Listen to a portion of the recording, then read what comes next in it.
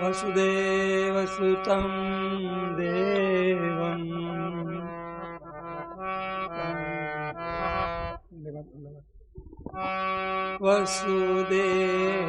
वसुदेवसुतं देवं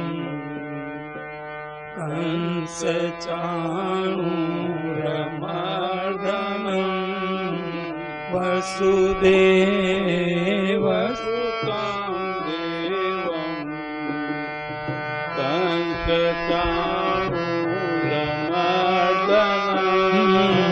देवकी परमानन्दं कृष्णं वन्दे जगद्गुरुं देवकी परमानन्दं कृष्णं वन्दे जगद्गुरुं अजोऽपि सन्नव्ययात्मा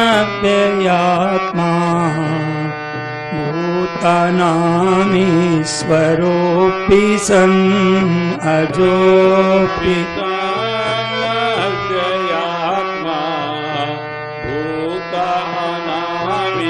भूतानामीश्वरोऽपि सन् प्रकृतिं स्वामधिष्ठाय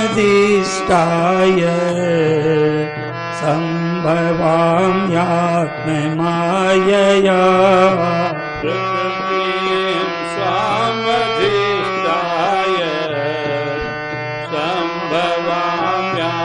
सम्भवाम्यात्ममायया यदा यदा हि धर्मस्य ग्लानिर्भवति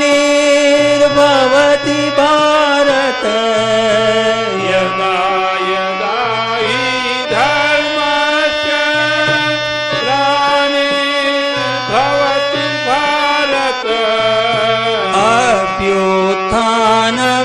अभ्युत्थानमधर्मस्य तदात्मानं सृजाम्यहम्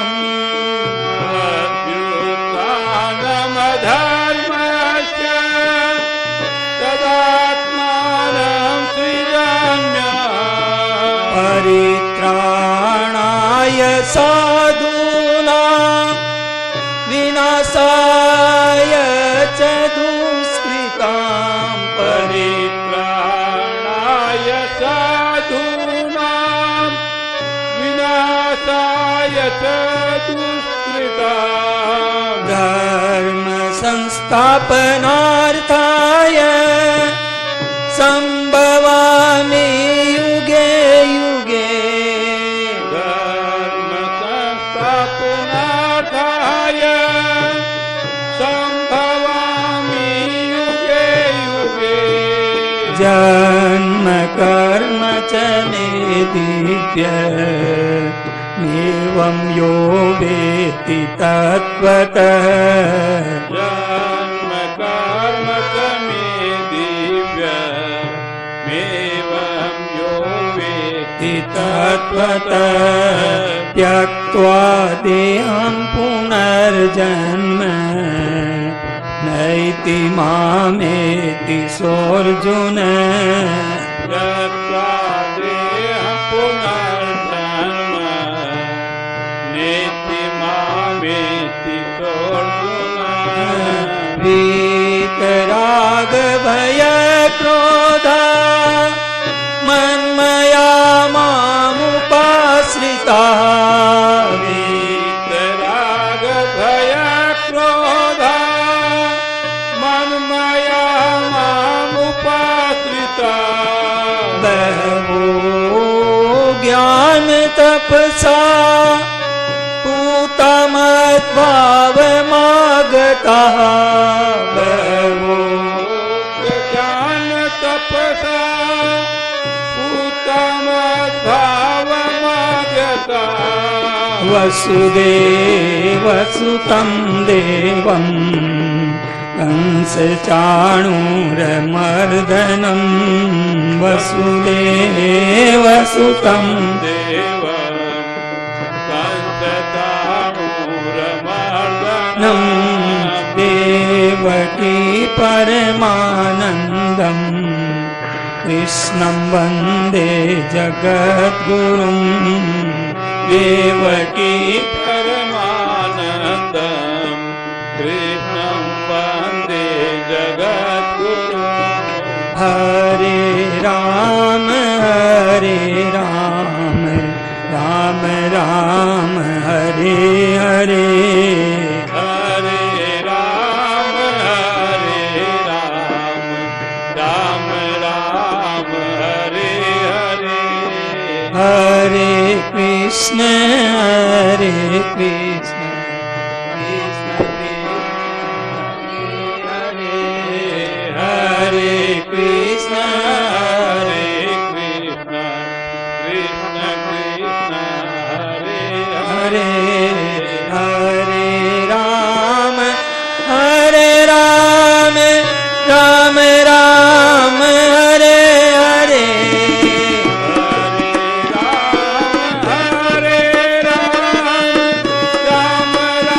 राम हरे हरे हरे कृष्ण कृष्ण कृष्ण हरे हरे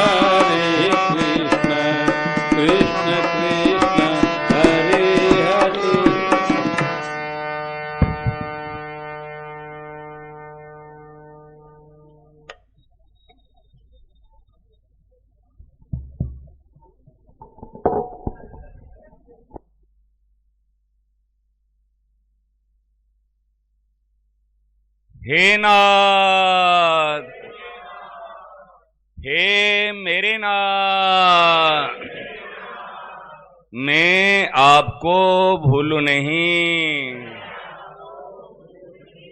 हे मेरे नाथ, हे मेरे प्राणनाथ, कोई भी आपको भूले नहीं।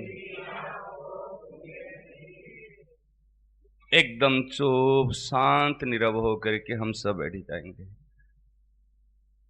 किसी भी प्रकार की आवाज नहीं आनी चाहिए। हम सत्संगी हैं। सत्संग का परिचय है जो एवर रेडी रहता है, हर समय तैयार रहता है, हर समय सावधान रहता है, उत्साही रहता है और तत्पर रहता है। वो है सत्संगी।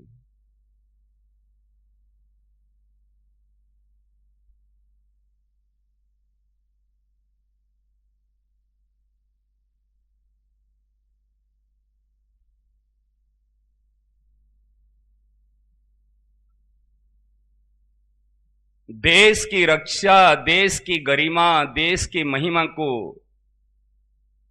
बजाय रखने के लिए एक नागरिक, एक युवक जब फौज में भर्ती होता है, कितने सावधान रहता है, कितने तत्पर रहता है और देश के लिए अपने आप को उत्सर्ग कर लेता है। जब वीर गति को प्राप्त करता है, तिरंगा में लपेट कर जब उनके शरीर को ढक लेते हैं, मानता है मेरा जीवन सार्थक हुआ। चाहे तो वीर गति को प्राप्त करता है, नहीं तो विजय श्री के टीका को अपने मस्तक पर स्वीकार करता है। इस प्रकार हमारा जीवन एक सूरवीर का जीवन है, एक सती का जीवन है, कायर का जीवन नहीं है। एक कायरता को दूर करना है, ढीले ढाले बिल्कुल ये जीवन नहीं है। हमारे महापुरुषों को देखो, हमारे आचार्यों को देखो, जिन्होंने जीवन जी कर बताया, जिन्होंने साधन करके बताया, केवल उनको अनुकरण करना है, केवल उनके चले हुए पथ पर चलना है।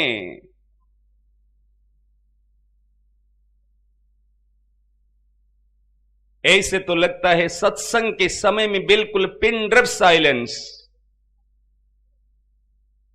कोई बात करेगा, कोई इधर देखेगा, कोई उधर देखेगा, कोई आता जाता रहेगा।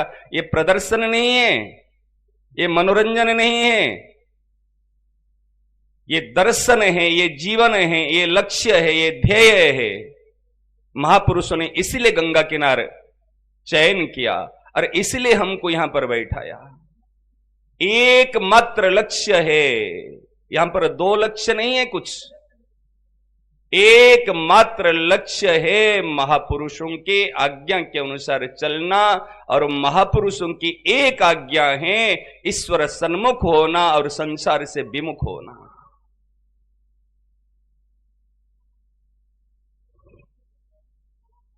महाराज आज तो इतने बढ़िया बात मिली है, बढ़िया बढ़िया।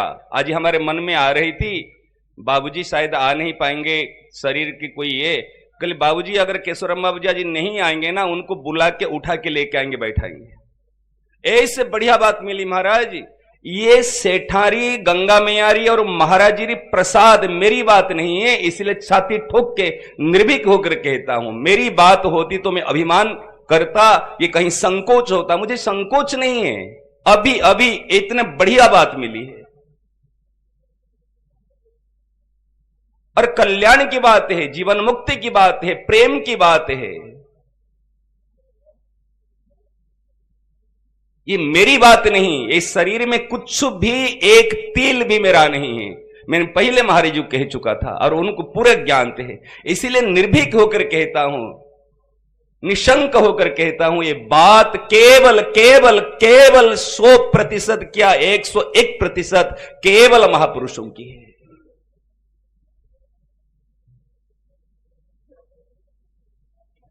महाराज जी एक से एक प्रमाण है।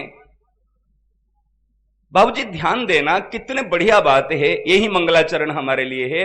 आप विचार करो, शास्त्र को देखो। आज महाराज जी ने तुरंत अभी महाराज जी देते हैं, छप्पर फाड़ के देते हैं। ले मां का दूध किसके काम आएगा, उनकी कृपा किसके काम आएगी, हमारे सबके लिए तो है। आप मत समझना अरे भैया वो कहीं पर भी प्रवेश कर सकते हैं, किसके हृदय में भी प्रवेश कर सकते हैं। अगर एक भूत एक इंसान के अंदर घुस करके वो लीला कर लेता है, क्या संत महापुरुष घुस नहीं सकते हैं?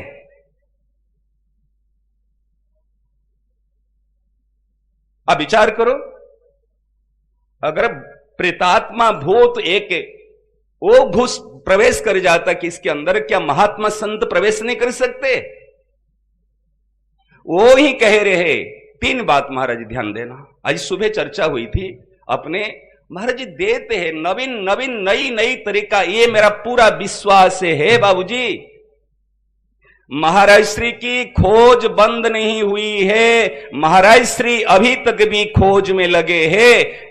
सुंदर नई से नई, सहज से सहज तरीका से कैसे हमको भगवान मिले, कैसे हमारा लक्ष्य पूरा हो। खोज बंद नहीं हुई है। अरे भैया, ज्वालामुखी की ज्वाला अभी तक भी प्रज्वलित है। एक जड़ वस्तु में अगर इतनी, प्रकृति में इतनी चेतन है, चेतनता है जो अभी तक भी ज्वाला है, तो महापुरुषों की उत्कंठा, महापुरुषों की लगन वो ज्वालामुखी की अग्नि से भी और तेज और शक्तिशाली है। विचार करो महाराज जी, कितनी सुंदर बात है, कितने बढ़िया बात है। 3 बात महाराज जी शास्त्रीय शब्द में बता रहा हूं और आपकी बोलचाल भाषा में भी बताने के विचार है। एक है स्मर्तव्य, एक है कर्तव्य और एक है प्राप्तव्य। ये शास्त्रीय शब्द है। स्मर्तव्य, कर्तव्य और प्राप्तव्य। अब सत्संगों के शब्द में,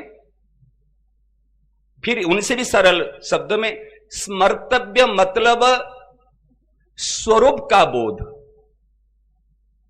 कर्तव्य मतलब कर्तव्य का बोध, प्राप्तव्य मतलब लक्ष्य का बोध। बाबूजी, आप जब सुनते हैं ना, आंखों से आंख मिला कि मेरे छाती तो 56 इंच की हो जाती। मेरे सामने मैं मानता हूं महाराज जी बैठे, महाराज जी की कृपा के प्रति का समझता हूं। कहां अभी महाराज जी को कहां से लाऊंगा? कोई बढ़िया बात कल बताए थे ना, इनकी प्रसन्नता ही महाराज जी की प्रसन्नता के प्रतीक है। मैं कल परशुराम तारी को कहा था, बोली बाबूजी जब प्रसन्न हो जाते हैं ना, मेरे महाराज इनके रूप में मेरे महाराज जी बैठे के, और मैं किसके सामने बोलूं? कोई अच्छी बात होती थी तो मैं दौड़ के जाता था, महाराज जी देखो ये बात है। बच्चे को कोई बात मिलेगी तो मां को तो दिखाएगा, उनके सामने जाएगी तो वो जब खुश हो जाते उनको तो खुशी होगी। ऐसे जो अच्छी बात मिलती, आंगन है मां की, चाबी है मां की, बच्चा है मां की, लेकिन बच्चा अगर उठा के कोई दे देता तो मां खुश हो जाती कि मेरे से भी इतना बड़ा हो जाए। तो ऐसे महाराज जो बात मिलती मैं किसको कहूं? और ये बात में समाज में, संसार में कहीं अन्यत्र कह नहीं सकता हूं। वहां तो साधारण एलकेजी यूकेजी की पढ़ाई है, ये पीएचडी कोर्स की बात मैं कहां बताऊं? और महाराज जी सरल से सरल तरीका से हमको भगवत प्राप्ति का उपाय बता रहे। महाराज जी कहते मैं एमबीए करा के फिर एबीसीडी सिखाता हूं। और दुनिया में महाराज जी एबीसीडी, एलकेजी, यूकेजी से फिर नर्सरी, प्राइमरी हो के फिर आपको एमबीए करना है। महाराज सुनिए कितने सुंदर बात। स्मर्तव्य, कर्तव्य और प्राप्तव्य, ये शास्त्रीय शब्द है, बिल्कुल प्रामाणिक है, ठीक है ना? तो स्वरूप का बोध, कर्तव्य का बोध और लक्ष्य का बोध।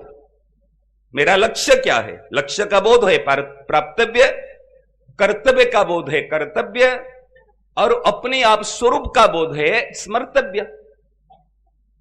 और 3 शक्ति हमको दी है, करने की शक्ति, जानने की शक्ति और मानने की शक्ति। ये 3 शक्ति दी है, ठीक है ना? और 3 इच्छाएं भी हमारे हैं, एक भोग की इच्छा, एक जिज्ञासु जानने की इच्छा और एक इच्छा पाने की इच्छा। ये 3 इच्छाएं भी हैं हमारे अंदर में। लालसा, जिसको ईश्वर को पाने की इच्छा को लालसा कहते हैं, स्वरूप की जानने की इच्छा को जिज्ञासु कहते हैं, और कर्तव्य के लिए अपने जो भोग, संसार के लिए भोग कामना कहते हैं। 3 इच्छा। पहले महाराज अर्जुन को स्वरूप का बोध हुआ, स्मृति लब्धा। जिसको इन तीनों में से कोई एक का बोध हो जाएगा तो 2 चीजें आ जाएंगे। महाराज जी बड़ी मार्मिक, केशवराम जी महाराज क्या बताएं, आज तो माला माल यूं उमंग उठ रहे हैं, यूं लहरियां उठ रहे हैं। एक बात को केवल ध्यान दे दो, अभी तत्काल, अभी अभी अभी ध्यान देना। अर्जुन को सब कुछ सुनने के बाद में स्वरूप का बोध हुआ, स्मृति लब्धा। ध्यान दे रहे ना? अच्छा बताओ, स्मृति लब्धा उनको ध्यान हुआ तो अपना काम कर। जब स्वरूप का बोध होता है फिर वो करेगा क्या? स्वरूप का बोध शरणागति का फल है। स्वरूप का बोध, मैं भगवान का हूं, भगवान मेरे अपने हैं, ये भक्ति में। और ज्ञान में मैं अविनाशी हूं, तो भक्त होने के नाते मैं केवल आपका हूं और केवल आप मेरे अपने हैं। ये शरणागति का फल है, स्वरूप का बोध हो गया। जो महाराज जी ने कहा स्वीकार कर लो, एक बार सरल हृदय से हमने स्वीकार कर लिया, अब करोगे क्या? अब मेरी आज्ञा पालन करो। देखो, स्वरूप का बोध होने के बाद में वास्तविक कर्तव्य का बोध होता है। भाई साहब आप ध्यान देना, कर्तव्य का बोध होता। फिर क्या कर्तव्य है? कर्तव्य दो चार नहीं है, एक कर्तव्य है, मेरी आज्ञा का पालन करो। शास्त्रों की आज्ञा, संतों की आज्ञा और भगवान की आज्ञा दो नहीं है, एक है। हमारे लिए एक कर्तव्य है, एक पुरुषार्थ है, एक लक्ष्य है, एक ध्येय है, एक है। जैसे वो एक है ऐसे मैं एक हूं, ऐसे मेरा लक्ष्य एक है, मेरा कर्तव्य एक है, मेरा पुरुषार्थ एक है। ध्यान दे रहे ना? बड़े मैथमेटिक्स से इधर उधर पलक डालोगे तो समझ में नहीं आएगी। यह है कर्तव्य, आ गया स्वरूप का बोध, फिर हो गया कर्तव्य का बोध। तीसरी बात है अपना लक्ष्य का बोध। सेठ जी ने लक्ष्य को कितना आना माना? 1 पैसा का, 1 रुपया का 99% है लक्ष्य, और 1% से उसमें भी 99% है भाव, और 1% है क्रिया। समझ में आ रही ना? और हमको कहा जाता है यहां आए हैं तो केवल हमारा लक्ष्य भगवत प्राप्ति। हमने बात तो सीख ली, ये वाक्य को तो हमने रट लिया, समझ रहे ना? ये वाक्य रट लिया, आत्म कल्याण करना और भगवत प्राप्ति करना, परंतु वास्तविकता की तरफ कभी दृष्टि नहीं देते। प्राप्ति मतलब अप्राप्त को प्राप्त नहीं करना, प्राप्त को प्राप्त करना। प्राप्त तो प्राप्त है, तो प्राप्ति करने के लिए क्यों कही जाती है? केवल बहिर्मुख दृष्टि को हटा के दृष्टि को अंतर्मुख करना, यही प्राप्ति है। ये प्राप्ति दृष्टि से होती है। ध्यान दे रहे ना? ये प्राप्ति केवल दृष्टि से होती है, और इसमें कोई क्रिया से प्राप्ति नहीं होती है। आप देखो विलक्षण बात चल महाराज जी, एक एक प्रामाणिक बात, कोई ऐसे मनगढ़ंत बात नहीं है। अर्जुन को स्वरूप की स्मृति से मैं केवल आपका ही हूं, आप केवल मेरे अपने हैं, जो महाराज जी ने हमको कही, स्मृति लब्धा नष्ट मोह, मुझे प्राप्ति हुई। परंतु हनुमान जी को कैसे प्राप्ति हुई? मारे ध्यान देना, हनुमान जी की बात है। आपको हनुमान जी की भी बात बताऊं और जटायु जी की भी बात बताऊं। रामचरितमानस में जटायु को देखिए ना, जटायु कौन सी तपस्या की थी? कौन से ब्राह्मण कुल में जन्म हुआ था? कौन से खान पान शुद्ध पवित्र थे? कौन से ठाकुर जी को भोग लगा के खा रहे थे? कुछ था क्या? क्या जटायु का जीवन का लक्ष्य भगवत प्राप्ति था? नहीं था ना। देखो, जटायु का जीवन का लक्ष्य भगवत प्राप्ति नहीं था, स्वरूप प्राप्ति नहीं था, केवल उन्होंने कर्तव्य का पालन किया। ध्यान देना, सामने में कर्तव्य का बोध हो जाए, मेरे को मेरा कर्तव्य का बोध हो जाए। अरे भैया, अच्छा सीता जी जब रोदन कर रही थी, क्या वो रोदन की आवाज केवल जटायु जी के कान में जा रही थी और किसको सुनाई नहीं पड़ रही थी? बताओ ना, पढ़ रही थी ना? अच्छा बताओ, सीता जी ने तो अपने आभूषण को पोटली बना करके जहां पर सुग्रीव उनके मंत्रियों के साथ में बैठ करके विचार कर रहे थे, वहीं पर गिरा दी थी। जब कोई आकाश मार्ग से कहीं आभूषण की पोटली गिर रही है और राजा उनके मंत्रियों के साथ में एक शक्तिशाली गोष्ठी के साथ में कोई विचार कर रहे थे, तो उनका कर्तव्य क्या था? महाराज जी एक एक ध्यान देखना, 3 सूत्र को हम बता रहे हैं प्रमाण के हिसाब से। तो उनका कर्तव्य क्या था? कोई असहाय अबला नारी अगर आकाश मार्ग से गिरा रही तो उनकी रक्षा करना मेरा कर्तव्य। परंतु सुग्रीव मंत्री मंडल के साथ में बैठे के विचार कर रहा था। अब देखना रामचरितमानस में कि विचार में लगा हूं, विचार विचार विचार, चर्चा चर्चा चर्चा, केवल विचार करते रहोगे। मैं यहां के ऋषिकेश के बारे में, नीलकंठ के बारे में, कि सबके बारे में मुझे जानकारी है और कोई एक व्यक्ति को जानकारी नहीं है। अगर कोई अभी लक्ष्मी नारायण मंदिर, नीलकंठ या कहीं बद्रीनाथ जाना चाहेगा, उनको जानकारी नहीं, वो पूछ पूछ कर भी जाके पहुंच जाएगा।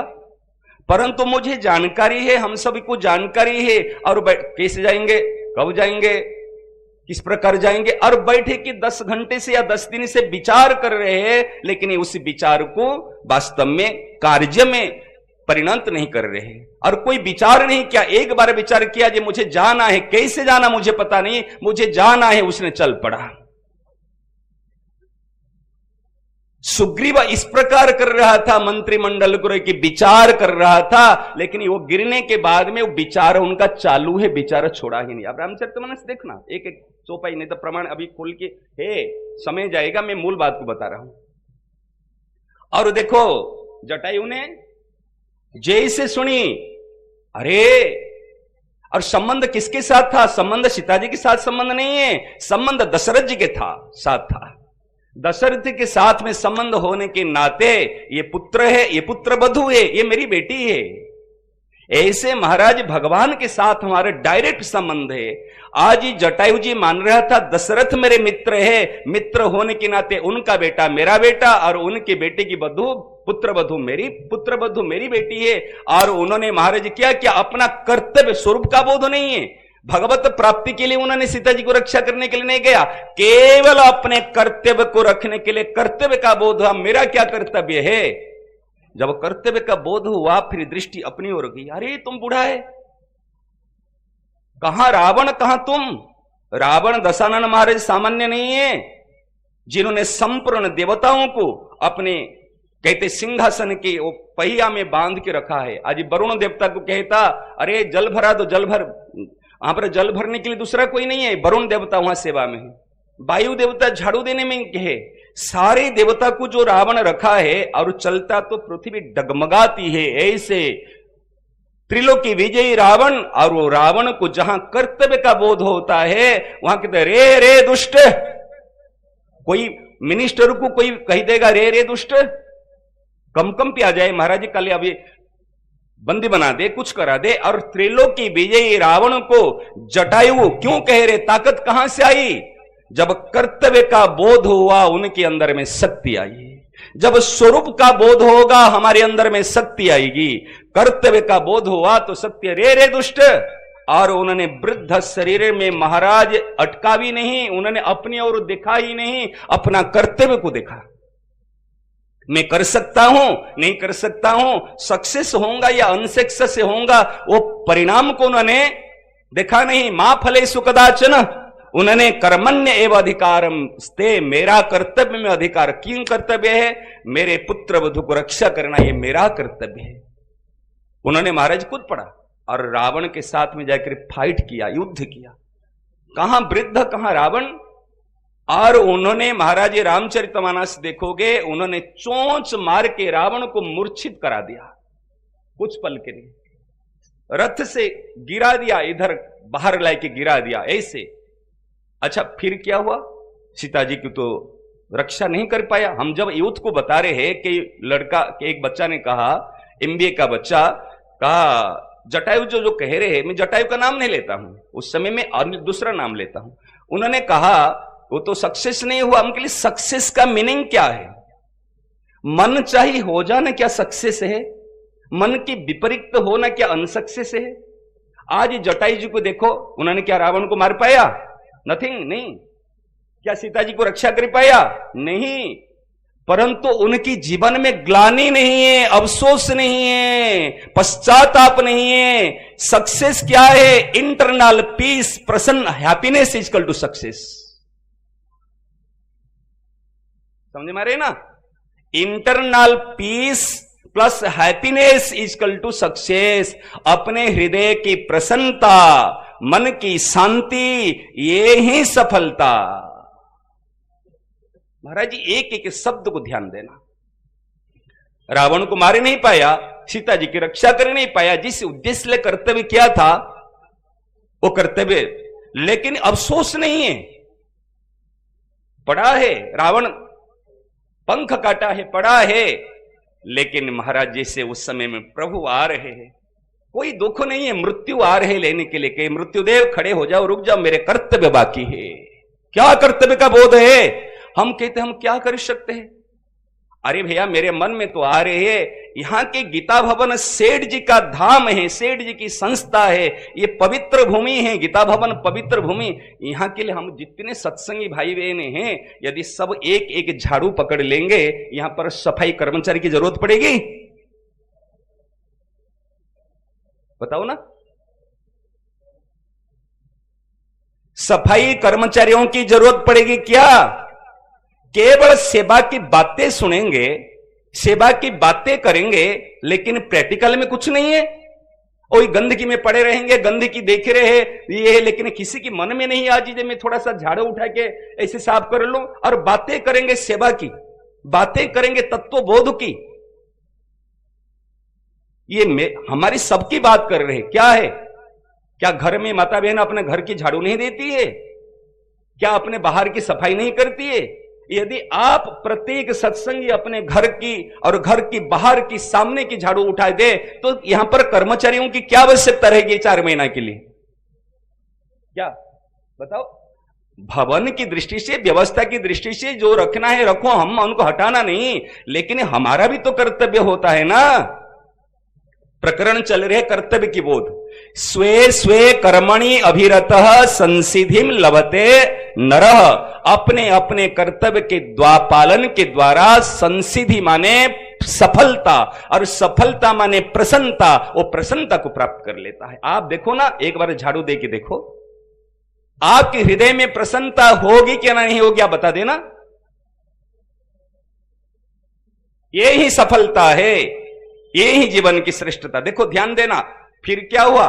जब गिद्धराज पड़े हैं, प्रभु श्री राम आए, आने के बाद में फिर क्या कहा उन्होंने? मुझे ठीक कर दो, मुझे आरोग्य करा दो, ऐसा दिलाए क्या? अरे देखो देखो श्री राम भगवान, आप तो भगवान हो, मैं आपके लिए लड़ाई किया हूं, ऐसा दिखाए क्या? कर्तव्य है, लेकिन कर्तव्य में आसक्ति नहीं है, कर्तव्य में अहंकार नहीं है। समझ रहे ना? कर्तव्य में कर्मण्ये बाधिकारस्ते मां फलेषु कदाचन मां कर्म फल हेतुर्भुर। कर्म फल में आसक्ति नहीं, मतलब आप मुझे कुछ दियो दे हुए नहीं। मां कर्म फल हेतुर्भुर माते संगस्तु अकर्मणि। मैं कर्म करूंगा नहीं करूंगा इसमें भी कोई आग्रह नहीं, ना अहंकार है ना आसक्ति है। ऐसे महाराज जीवन में उन्होंने बताया कुछ नहीं चाहिए कि दक्षिण दिशा की ओर रावण ने लेकर के सीता जी, क्या अंतर्यामी को ज्ञान दे रहा है। यदि मैं उस समय सोचूंगा अरे ये तो अंतर्यामी है, ये तो भगवान है, अरे भगवान वो अंतर्यामी है, भगवान है, वो अपना कर्तव्य पालन कर रहे हैं, और मैं जैसा हूं वो मेरी दृष्टि में मैं अपना कर्तव्य पालन करूं। उन्होंने अपना कर्तव्य पालन, कर्तव्य के बारे में चल रहे, कहे दक्षिण दिशा की ओर, और रोते हुए कुरंग की तरह रो रहे सीता जी पुत्री को लेकर के रावण चला गया। ये संदेश देने के बाद में वो सोचा मेरा कर्तव्य पूरा हो गया, मेरा कर्तव्य पूरा हो गया। क्यों पूरा हुआ? महाराज जी उन्होंने किसका कार्य किया? एक बात बताऊं, जब तक हम वास्तविक कार्य नहीं करेंगे, वास्तविक पुरुषार्थ नहीं करेंगे, तब तक हमारा कर्तव्य कभी पूरा नहीं होगा। आज हम कहते बच्चों को जन्म दे दिया, बच्चों को पढ़ाया लिखाया, बच्चों को शादी ब्याह करा दिया, बच्चों को सेट करा दिया, ये हमारा कर्तव्य पूरा हो गया है। ये तो कितने जन्मों से कर्तव्य करते आते आए, ये कर्तव्य है, लेकिन सेवा करना और भजन करना ये परम कर्तव्य है। ये धर्म है, वो परम धर्म है, वो दायित्व है, वो परम दायित्व है। ध्यान दो, ये दायित्व है, ये परम दायित्व है, ये पुरुषार्थ है, वो परम पुरुषार्थ है। भजन करना, सेवा करना, ये परम पुरुषार्थ है। साधक संजीवनी में आपको बताऊं, हमारा आया है 7वां अध्याय के शायद 9 नंबर या 9 नंबर, रसो हम अपसु कमते, या कौन सा नंबर श्लोक है? 8वां है क्या? हाँ 8वां। रसो हमअप्सु कौन्तेय प्रभास्मि शशि सूर्य प्रणव सर्ववेदेषु शब्द खे पौरुषम नृषु नृषु अहम पौरुषः। ध्यान देना, नृषु माने मनुष्य में पुरुषार्थ में हूं।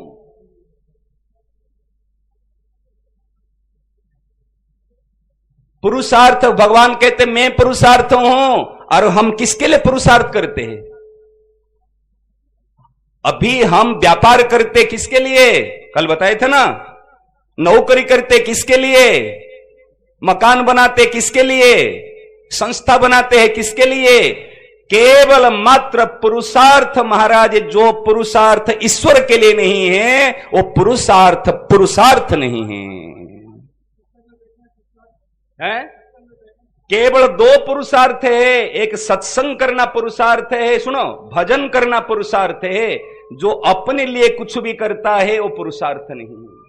जो हित के लिए करता है वो पुरुषार्थ है, जो ईश्वर के लिए करता है वो परम पुरुषार्थ है। जो अपने लिए करता है वो पुरुषार्थ नहीं करता, पुरुषार्थ रूपी फांसी से, रस्सी से वो बनते जाता है। महाराज जी, मन से नहीं, सारे प्रमाण हैं, एक एक। कर्तव्य का बोध हो जाए तो काम बन जाएगा। हमको कर्तव्य का बोध नहीं है, हम अपने लिए कर्म करते हैं। जो अपने लिए कर्म करता है, अपने लिए सोचता है, अपने लिए जीता है, अपने लिए कुछ भी भावना करता है, वो पशु है, वो दानव है, वो राक्षस है, वो मानव नहीं हो सकता। वो मानव नहीं हो सकता। महाराज जी आज सुबह चर्चा में बताए थे, ईश्वर ने हमारा निर्माण किया है स्वयं अपने हाथों से। ये संपूर्ण विश्व की अलौकिक रचना है, ये मानव शरीर। अब मानव शरीर को केवल मान लिए हमारे तो बेटा पैदा हो गया, ऐसे भोग संग्रह से कोई क्या, ना भोग संग्रह लक्ष्य है, ना भोग संग्रह के द्वारा ये उत्पन्न हुआ। केवल केवल केवल भगवान ने मनुष्य को संपूर्ण विश्व में एक अद्वितीय रचना है मनुष्य शरीर है, उन्होंने अपने लिए बनाया है, केवल अपने लिए। और महाराज ये हम जो हमारा निर्माण हुआ ना, हम सबके काम आ सकते, सबको तृप्त करा सकते। महाराज ये पहले बात तो सुन के बताते थे, अभी सुन के नहीं बता रहे हैं, महाराज की कृपा से हृदय से बता रहे हैं। हमारा निर्माण उन्होंने किया है, सबको तृप्त कर सकते हैं। एकमात्र मनुष्य सबको तृप्त कर लेगा, भगवान को तृप्त कर लेगा। भगवान को भूख मिटाने वाला कोई नहीं है। भगवान भी भूखे हैं, प्रेम की भूखे हैं, संसार भी भूखा है।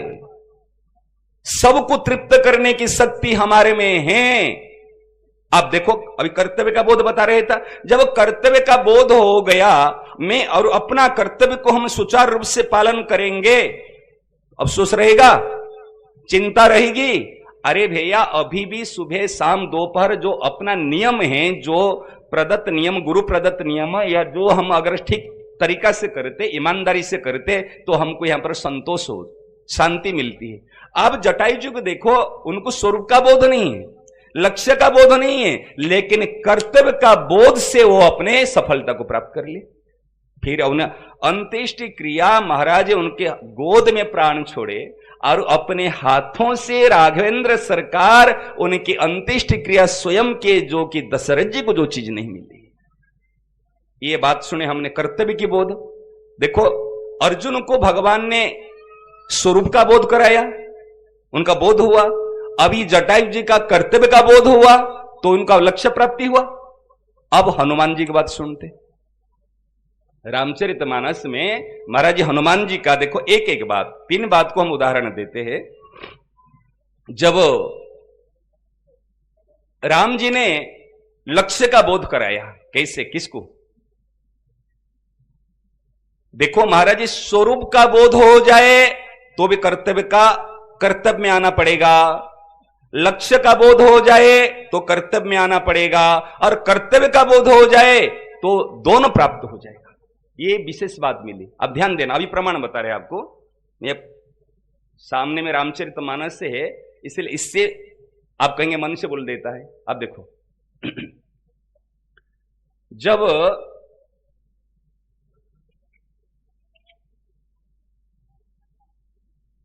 ध्यान देना, जब समुद्र किनारे पे बैठे, अब राम जी ने बुला के हनुमान जी को क्या दिए? मुद्रिका दी। मुद्रिका में क्या लिखा था? राम नाम लिखा था। और उनको कहां जाने के लिए कहा?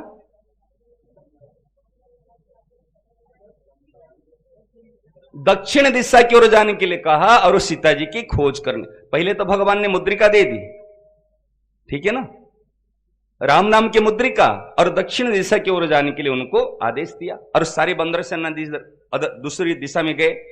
अच्छा बताओ, जब हनुमान जी को मुद्रिका मिली वो कहां पर रखे? कोई मुद्रिका मुंह में रखने की चीज है क्या? मुद्रिका जब किसी को, आपको अगर कोई मुद्रिका देंगे तो उन्होंने कहां, अंगूठी में पहनी चाहिए ना मुद्रिका को तो, लेकिन उन्होंने मुद्रिका को कहां रखी? प्रभु मुद्रिका मेली मुख माही, जलधि लांघी गए अचरज नाही। अरे भैया, उन्होंने मुद्रिका को मुख में नहीं रखी, उनके प्रदत्त राम नाम को जिन्होंने जिह्वा में रख लिया, इनके लिए कोई आश्चर्य की बात नहीं जैसे समुद्र को लांघ कर चले जाए।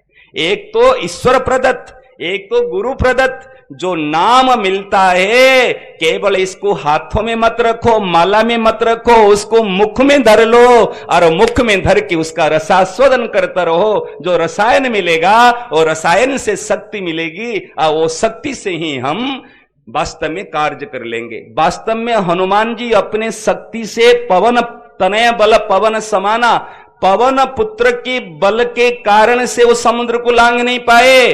राम नाम मुद्रिका के रसायन से जो शक्ति बल मिला है, वो जब गर्भ में गया, वो जो शक्ति आई है, और उसके अनुसार वो समुद्र को लांघे। अच्छा, किसके पास में शक्ति हो, लेकिन गाड़ी में तो शक्ति है, लेकिन गाड़ी को किसने स्टार्ट नहीं किया, और वो गाड़ी को धक्का दे के लेते रहो। अभी देखो, राम जी की शक्ति मुद्रिका में है, नाम में है। वो शक्ति तो प्रभु मुद्रिका मेले मुख माही, वो तो पहले से लेके आ गए थे। आने के बाद में समुद्र किनारे पे बैठ कर विचार कर रहे हैं, लेकिन गाड़ी, शक्ति है गाड़ी में, लेकिन गाड़ी स्टार्ट नहीं हो रही, और चिंता करके बैठे। अभी कौन जाएगा, कैसे जाएगा, इतने बड़ा समुद्र शक्ति। अच्छा, पहले से मुद्रिका मिली थी ना नहीं मिली थी? ध्यान देना, हनुमान जी को पहले से मुद्रिका मिली थी, जिह्वा में मुख में रखे थे, शक्ति तो थी, तो तुरंत चले जाना चाहिए था, तुरंत चले जाना चाहिए था। प्रभु ने जब कह दिया दक्षिण दिशा में जाना और सीता जी की खोज करना, मां से मिलना, और बेटा चले जा, तुरंत उठ के चले जाना थे भगवान के वहां से। क्यों जा नहीं पाए?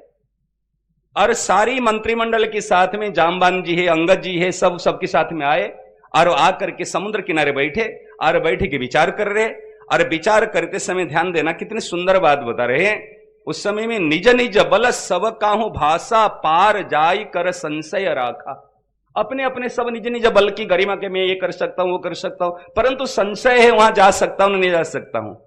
जरठ भयऊ अब कहीं रिछेसा, नहीं तन रहा प्रथम बल लेसा। पहले जैसे मेरा और बल नहीं रहा। जब ही त्रिविक्रम भये खरारी, तब में तरुण रहे बल भारी। जब भगवान त्रिविक्रम थे तब मैं जवक था, और उस समय में 7 प्रदक्षिण करके आ गया था। बलि बांधत प्रभु बाड़े हूं, सो तनु बरनी न जाई, उभय घरी मह दीन ही 7 प्रदक्षिण धाई। दौड़ते दौड़ते महाराज 7 प्रदक्षिण करा ली। अब देखो मूल बात, जो हमारे प्रकरण में ये रामचरितमानस में कथा नहीं कर रहा हूं, रामचरितमानस से वो सूत्र को याद दिला रहा हूं। हमारे जो 3 बात मार्मिक मिली है, अंगद कहई जाऊं मैं पारा, अंगद कह रहा है मैं पार जा सकता हूं, लेकिन जिय संशय कछु फिरती बारा, मेरे हृदय में कुछ संशय है जे मैं आ सकता हूं या नहीं आ सकता हूं। अज्ञश्च अश्रद्धानश्च संशयात्मा, मेरे मन में कुछ संशय है, पूर्ण फुल कॉन्फिडेंस नहीं है मैं जा सकता हूं, जा तो सकता हूं कॉन्फिडेंस है, परंतु रिटर्न आ सकता हूं ये फुल कॉन्फिडेंस नहीं है, इसमें कुछ संशय है। यदि हमारे सामने में ऐसे कोई बात होती, हम क्या कहते, अरे मूर्ख कहीं के, तू जा सकता आ नहीं सकता, इनको डिमोटिवेट करते। परंतु देखो महाराज, गाइडर होना चाहिए तो कैसे होना चाहिए। हमारे जामबान जी कहते कोई बात नहीं, बाबूजी ध्यान से सुनना, कह रहे देखो जामवंत कह तुम सब लायक, इनको डिमोटिवेट नहीं किए, तू नहीं कर सकता, अरे तू लायक हो, सब लायक, सब विधि से तू योग्य हो, तू नालायक नहीं हो, तू आ नहीं सकता। परंतु तू क्या कहता है जे मैं वापस आ नहीं सकता हूं, हम कहते तू तो यहां के नायक हो, तुझे कैसे भेज देंगे। जे कि जामबान को पता चल गया वो जा सकता आ नहीं सकता, परंतु आ नहीं सकता सुनने के बाद में उनको डिमोटिवेट नहीं किए, उनको और मोटिवेट किए, कहे तू तो सब विधि लायक, लेकिन पठयई कीमी सबही कर, तू तो सबके नायक हो, अगर नायक चले जाएगा तो फिर बाद में वो क्या करेंगे, इसलिए तू जा नहीं सकता ये बात नहीं है, मैं पठाम में भेजूंगा नहीं ये बात है। बात तो थी, कमी को कैसे ढक दिए, देखो कैसे उनकी कमी के ऊपर कैसे चादर डाल दिए, कैसे ढक लिए, कहे हम नहीं पठाएंगे भेजेंगे, क्योंकि तुम नायक हो, नायक को कैसे भेजने से क्या काम चलेगा। महाराज आगे कह रहे, कहई रीछपति सुनु हनुमाना, का चुप साधी रहे ओ बलबाना। हे हनुमान, तो क्या चुप होकर बैठे हो। जब चुप होकर बैठे तो फिर कह रहे इनको तो उठाना पड़ेगा। नारद जी महाराज जी ने जैसे वृद्ध ज्ञान वैराग्य को उठाने की प्रयास किए थे, ऐसे अर्जुन ने भी उठाया, भगवान ने भी उठाया। न योश्चैति गोविंद मुक्त्वा तुष्णीम बभुव, वो चुप होकर रथ पे अर्जुन बैठे गया तो भगवान को कहना पड़ा, हृदयम क्षुद्रम हृदय दरोबल्यम त्यक्तो तिष्ठ परम तप। हृदय की क्षुद्र दुर्बलता को छोड़कर तुम खड़े हो जाओ। ऐसे जामबान महाराज गुरु, और वो उठा रहे, कहई रीछपति सुनो हनुमाना, का चुप साधी रहे बलवाना। याद दिल तुम बलवान हो, अरे तुम सत्संगी हो, तुम बलवान हो। फिर कहते अरे तुम सत्संगी हो, फिर कहते अरे तुम सेठ जी की सत्संगी हो, तुम महाराज की सत्संगी हो। पहले तो कहा सत्संगी हो माने बलवान हो, फिर बलवान तो किसके बलवान हो, कहां से बल आया, पवन तनय। जैसे कहते हम सत्संगी हो, सत्संगी तो कई मिल जाएंगे, लेकिन अरे तुम सेठ जी की महाराज की सत्संगी होकर ऐसे करते हो। ऐसे जामबान जी ने कहा, पवन तनय बल पवन समाना, बुद्धि विवेक विज्ञान निधाना। बुद्धि विवेक और विज्ञान के खान हो, निधान हो। महाराज जी थोड़ी सी आंख खोल लेकर, ठीक है। जो चुप होकर बैठा था हनुमान जी, वो थोड़ी सी ऐसे आंख खोल के देखे, कर ठीक है, लेकिन काज कुछ नहीं। जो बाबूजी अभी आपको आंख पलक पड़ने नहीं देंगे, आज अधिकार से कहता हूं। अब ध्यान से सुनना जो बात है। महाराज इतने बढ़िया बात, हनुमान जी को फिर क्या कह रहे, कवन सो काज कठिन जग माही। कवन सो काज कठिन जग माही, जो नहीं होई तात। Impossible is in nothing in this world, everything is possible. जो कहता है असंभव, ये असंभव कठिन शब्द को डिक्शनरी से डिलीट करो। I can't do it, I have no times, hard work, समझ रहे ना? ये शब्द को अपने डिक्शनरी से सदा सदा के लिए डिलीट करो। ये कायरों का शब्द है, मैं कर नहीं सकता हूं, मेरे से होगा नहीं है? क्या कहा था भाई? मैं अरे वाह, तो हम तो बाबूजी आपकी बात से तो मोहर लग जाती है। हाँ देखो, हमको तो पता नहीं था। और हम बच्चों को जो बात करते हैं, बच्चों को बच्चों की भाषा में, इंग्लिश में, मैं कहता हूं ये लो एनर्जी वर्ड है, ये कायरों का शब्द है। अब बताओ, अब महापुरुषों ने हमको बता के गए हैं, ये बताए थे डिक्शनरी से हटा देना।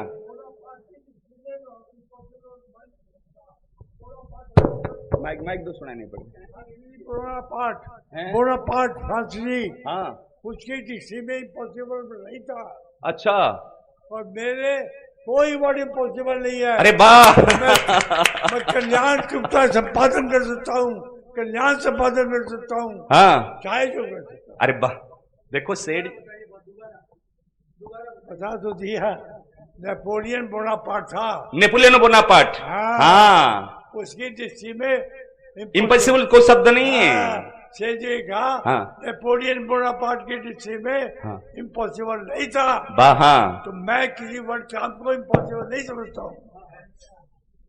इम्पॉसिबल नहीं समझता हूं। हाँ, वाह महाराज, मैं इनका कल्याण अंग्रेजी नहीं जानता हूँ, मैं कल्याण तत्व का संपादन कर सकता हूँ। हाँ, मैं कल्याण संपादन कर सकता हूँ, सब काम कर सकता हूँ। वाह, कितना बढ़िया बात। देखो बाबूजी, आपने तो बात कही कि हमारे बात पर आपने सील लगा दी,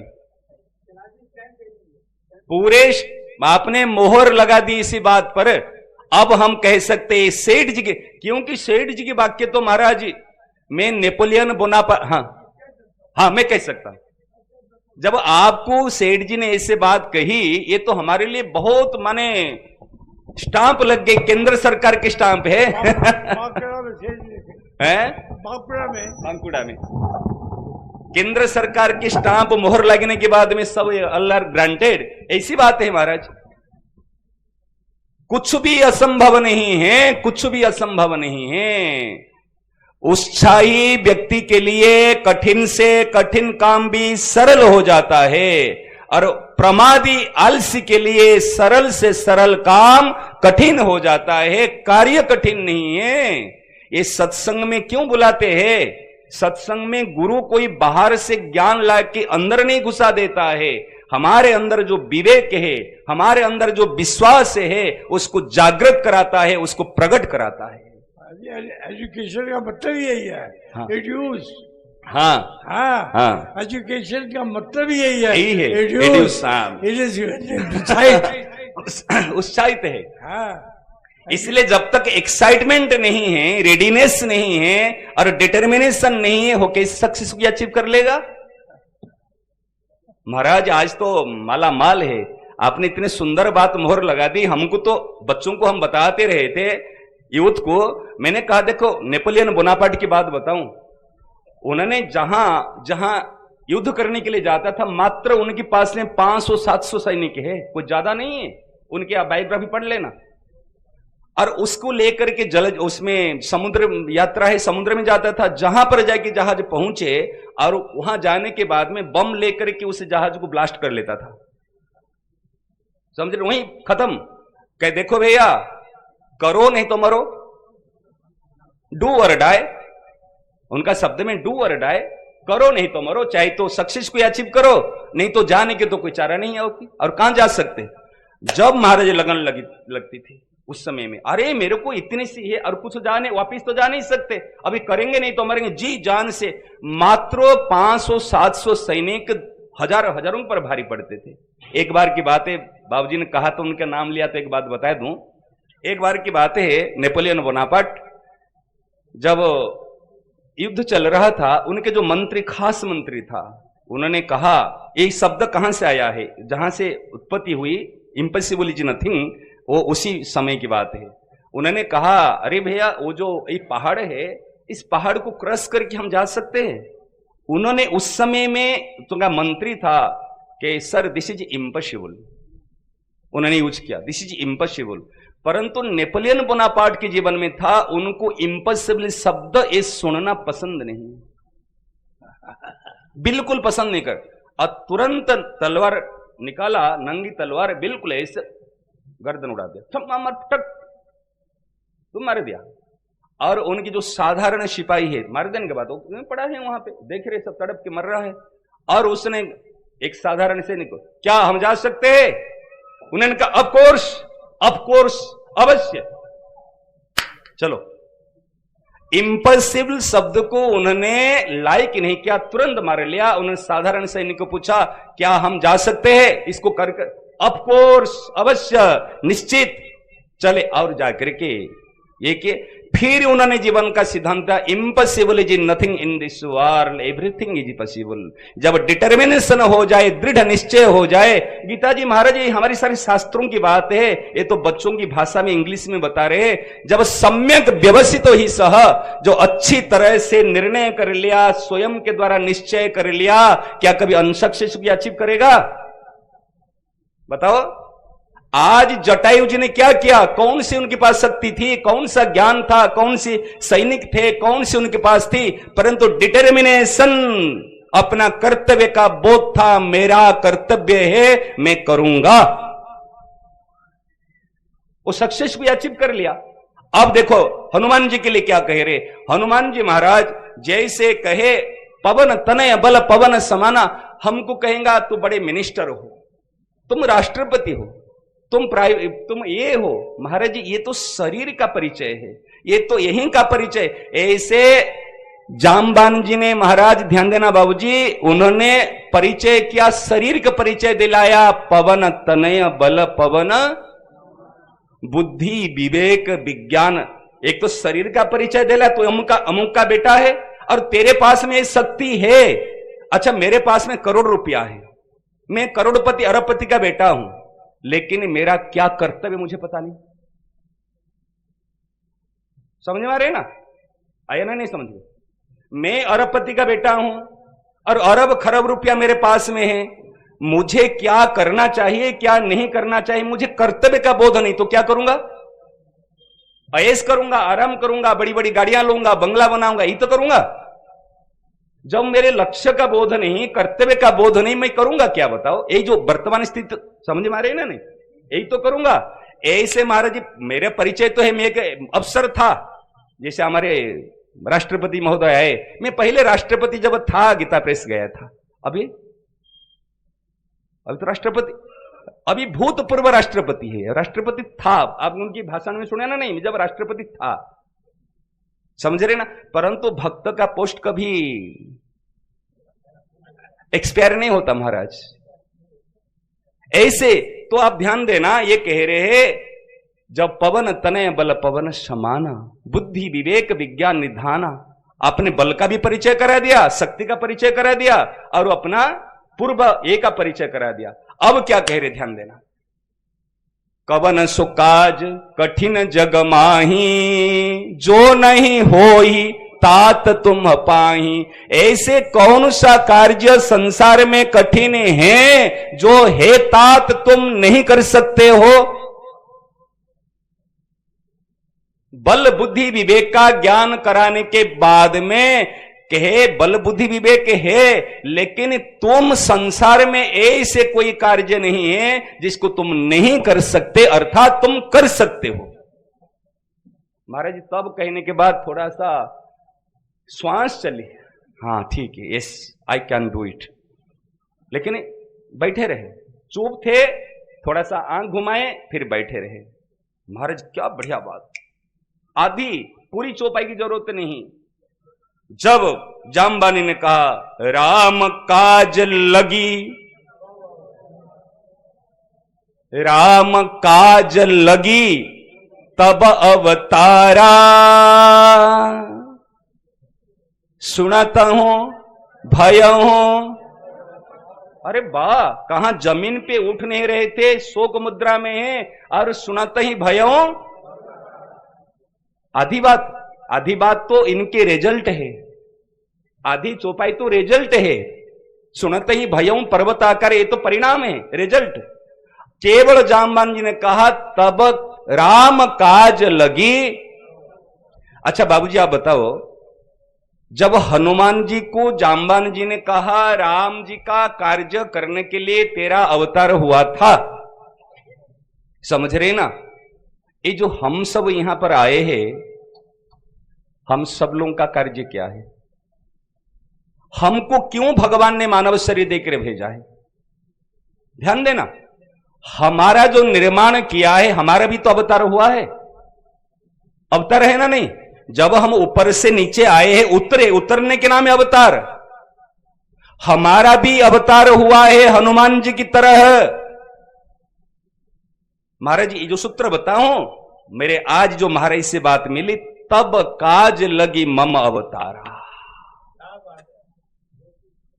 तब काज लगी मम अवतारा, आपका कार्य करने के लिए मेरा अवतार हुआ है, मेरा प्रागट्य हुआ है, और कुछ भी नहीं है। जैसे हनुमान जी को जामवान जी ने कहा राम काज लगी तब अवतारा, उन्होंने स्वीकार कर लिया, हां आपके कार्य करने के लिए मेरा अवतार है। तो परिणाम क्या हुआ? सुनत ही भयों, केवल सुने नहीं, सुन की स्वीकार किए तब पर्वताकार हो गए, सही ना नहीं? और महाराज ने ठोक ठोक के कह रहे तुम भगवत प्राप्ति के लिए शरीर मिला है, सेवा के लिए शरीर मिला है, भजन के लिए शरीर मिला है, भोग संग्रह के लिए नहीं मिला है। कितने सुनते हैं, क्यों पर्वताकार क्यों नहीं होते? क्यों पर्वताकार नहीं होते? पर्वताकार मतलब क्या है? शरीर बढ़ी जाना पर्वताकार नहीं है। हम साधन करने के लिए, प्रसन्नता के लिए, उत्साह तत्परता आ जाना, ये पर्वताकार है। बताओ, ये उत्साह और तत्परता हृदय में आ जाए, इसलिए महाराज बात मिली, कर्तव्य का बोध हो जाए, और स्वरूप का बोध हो जाए, और लक्ष्य का बोध हो जाए, तीनों में से कोई एक हो जाए तो काम बन जाएगा। और लक्ष्य का बोध होने के बाद में कर्तव्य करेगा, बातें नहीं बनाएगा, चर्चा नहीं करेगा। और स्वरूप का बोध होने के बाद में भी कर्तव्य करेगा।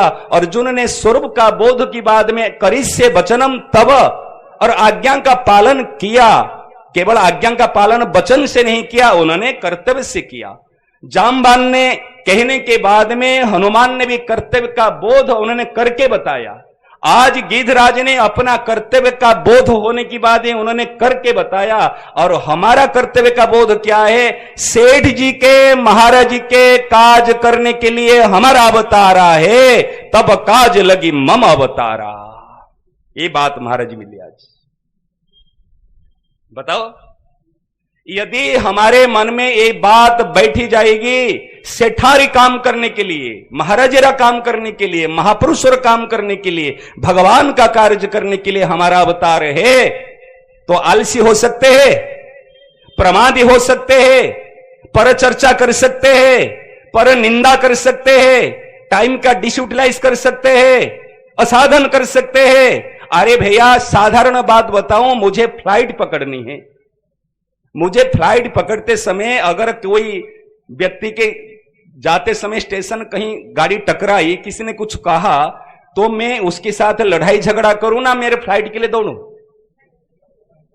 अगर मैं उनके साथ में बकवास में लग जाऊंगा, आर्गुमेंट में लग जाऊंगा, मेरे फ्लाइट मिस हो जाएगी। मेरे लक्ष्य है फ्लाइट पकड़ना है, कहीं जाना है, एक फ्लाइट टिकट 5,000 10,000 की वो मिस नहीं हो जाए। 2 घंटे पहले जाए कि एयरपोर्ट में खड़े रहते हैं, कोई कुछ कहता सरी सरी क्षमा करो, चलो हो गया, रफा दफा करके चले जाते हो।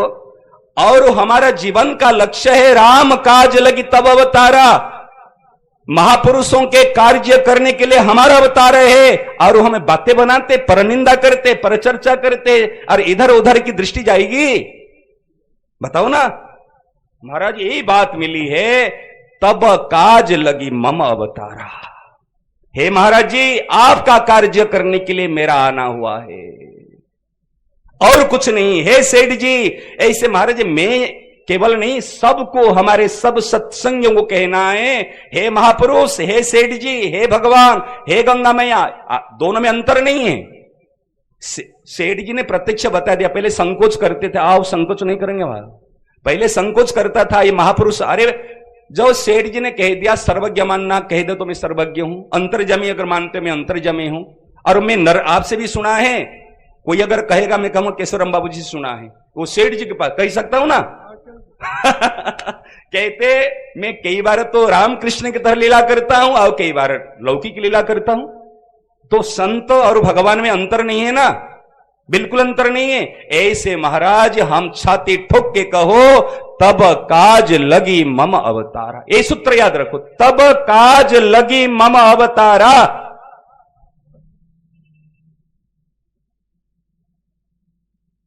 बाबूजी ये नई खोज है, नई बात है, ये महाराज जी ने कृपा करके दी है। कर्तव्य का बोध हो जाए और तब काज, लक्ष्य का बोध हुआ ना। और लक्ष्य का बोध होते ही मेरा उद्देश्य क्या है, मेरा उद्देश्य प्रभु की प्रसन्नता के लिए जीना। और उद्देश्य क्या है? मोह ममता, केवल संसार की आसक्ति के लिए, केवल अपने सुख के लिए। इसलिए कई बार कहता हूं व्यापार क्यों कर रहे हो? यदि सुख के लिए व्यापार करते हो, आज यहां पर क्यों बैठा है? यदि मैं यहां पर मान सम्मान धन के लिए बैठूंगा, ये महाराज सबसे निकृष्ट काम है। केवल एक बात है, आपकी प्रसन्नता के लिए और आपके कार्य करने के लिए आया हूं और करूंगा। अच्छा महाराज, बाबूजी आप बताए थे ये भगवान की कार्य करने के लिए ये हनुमान जी को किसी ने महामंडलेश्वर बनाया था? किसी ने राज्याभिषेक कराया था? बैठी के बेटा तू जा प्रभु का कार्य करूंगा, पहले तेरे सर पे हमने पगड़ी बांधते हैं, तेरे को अभिषेक कराते हैं, तेरे को एक पद देते हैं, एक कुर्सी बनाते हैं, कुर्सी लाते हैं, तेरे को अभिषेक करा के तू बड़ा हुआ भेजेंगे। किसी ने बनाया था? अच्छा जटायु जी को किसने जिम्मेदारी दी थी? सिंह को किसने जंगल में राजा बनाया? सिंह को जंगल में क्या पशुओं ने कभी ऐसे जाकर राज्याभिषेक करा ये हमारे जंगल का राजा है?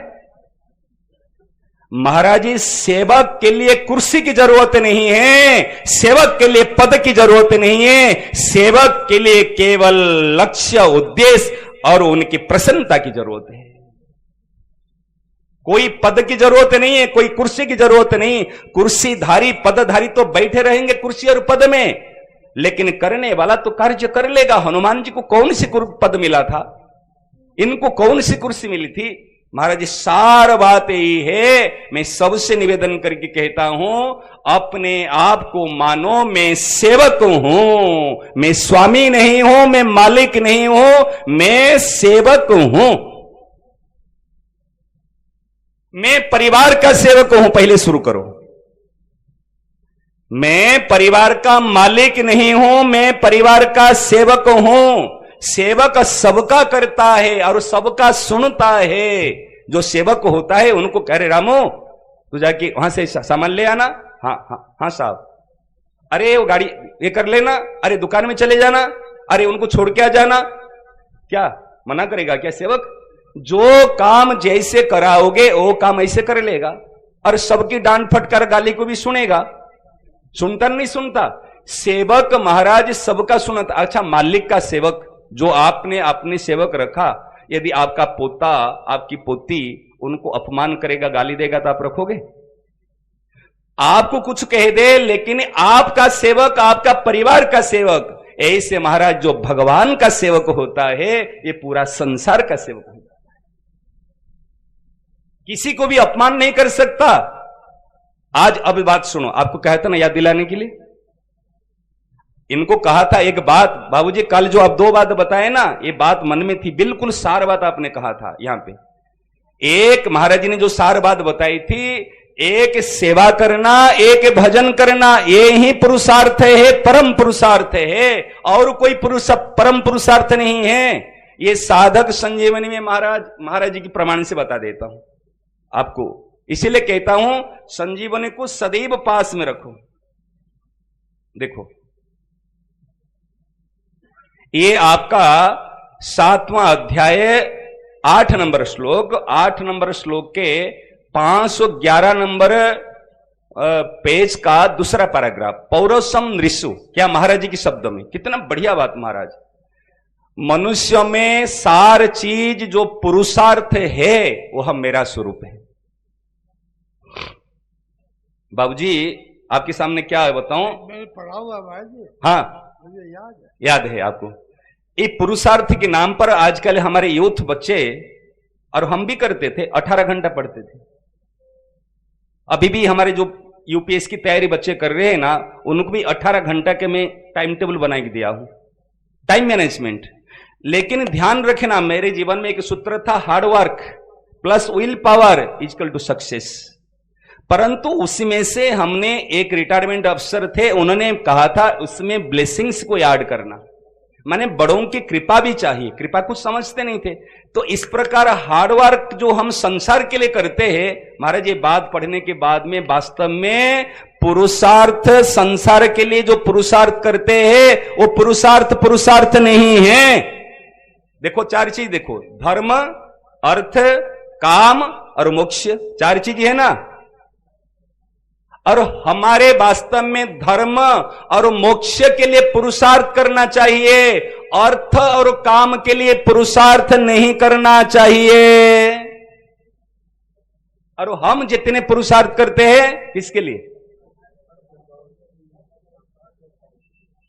किसके लिए पुरुषार्थ करते? अर्थ के लिए और पद प्रतिष्ठा मान सम्मान के लिए। संसार में बड़ा आदमी कौन है? जिसके पास में रुपये पैसे है और जिसके पास में मान सम्मान है, पद प्रतिष्ठा है, वही बड़ा आदमी है। महाराज शास्त्र के सिद्धांत के अनुसार धर्म, अर्थ, काम, मोक्ष, 4 चतुपुरुषार्थ से धर्म और मोक्ष के लिए ही पुरुषार्थ करना चाहिए। सत्संगियों की भाषा में, महाराज जी के शब्दों में, सेवा और भजन करने के लिए ही पुरुषार्थ करना चाहिए।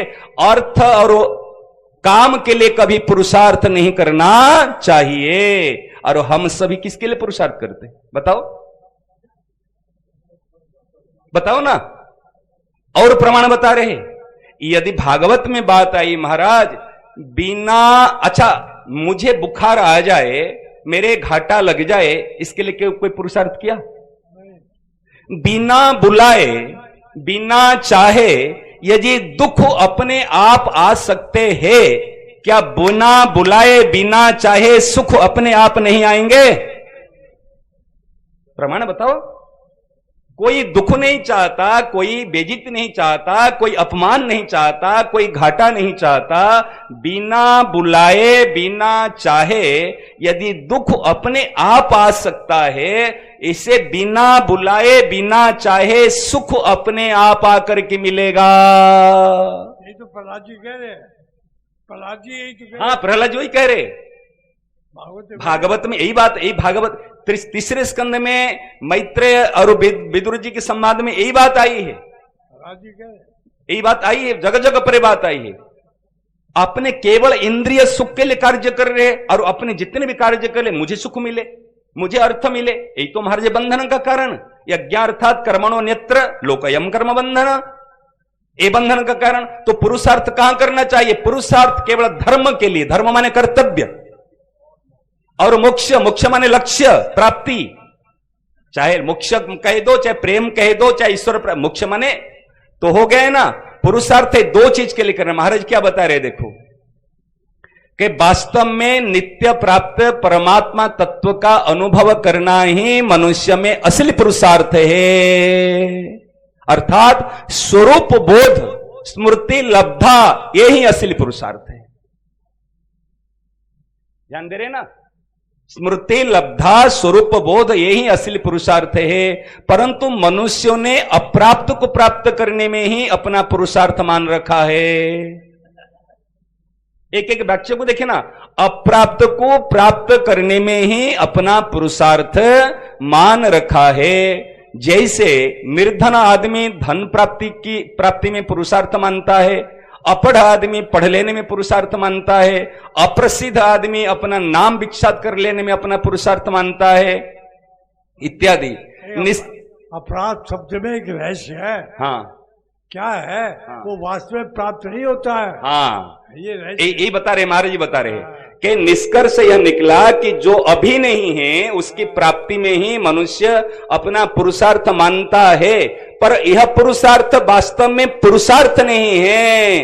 कारण कि जो पहले नहीं थे, प्राप्ति के समय भी जिनका निरंतर संबंध विच्छेद हो रहा है, और अंत में जो नहीं में भी भर्ती हो जाएंगे, ऐसे पदार्थों को प्राप्त करना पुरुषार्थ नहीं है। परमात्मा पहले भी मौजूद थे, अब भी मौजूद है, और आगे भी सदा मौजूद रहेंगे, क्योंकि उनका कभी अभाव नहीं होता। इसलिए परमात्मा को उत्साह पूर्वक प्राप्त करने का जो प्रयत्न है, वही वास्तव में पुरुषार्थ है। यही सूत्र याद रखो। क्या कहा महाराज जी ने? परमात्मा, सब बोलिए, परमात्मा को उत्साह पूर्वक प्राप्त करने का जो प्रयत्न है, वही वास्तव में पुरुषार्थ है। कितना बढ़िया एक सूत्र। आप देखना, लक्ष्य को, ध्येय को, और कैसे उत्साह पूर्वक गुरु का काम, सत्संग का काम केवल हमारे अंदर में उत्साह को भर दे। यही ज्ञान है महाराज, यही शक्तिपात है।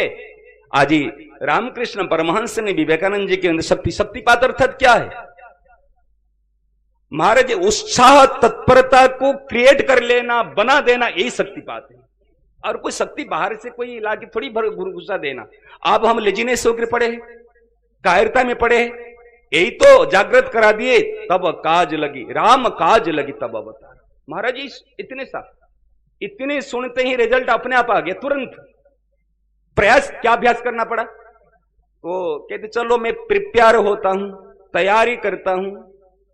हनुमान जी ने कहा क्या? किसी को साथ में, अरे चलो मेरे, अगर मुझे कहा जाए राम काज के लिए तेरा अवतार हुआ, चलो भाई अरे अरेंजमेंट करो, कौन साथ साथ में लेंगे, कौन कौन मेरे साथ में चलेगा, किसको? महाराज जैसे स्मृति आई ना, मेरा कर्तव्य का बोध हुआ, राम काज लगी, सुनत ही भयं, अकेले तैयार हो गए। और तैयार होते ही हमारे सारे काम, आते ही महाराज बाधाएं भी 3 बाधाएं आई, काम, क्रोध, लोभ की बाधाएं।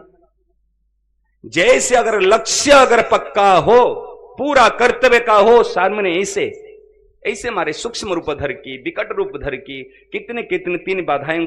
आज जैसे जाकर के उन्होंने स्पर्श किया, सोने के पर्वत को स्पर्श कर लिया, समझ रहे ना? और आई तो निगलने के लिए सूक्ष्म रूप धर के बाहर चले गए। विस्तार से नहीं कह रहा हूं, केवल इंडिकेट करता हूं, चले गए। और कहे जो यहां पर विश्राम करो, विश्राम के लिए आ गए कि बिना राम काज किए कहीं विश्राम।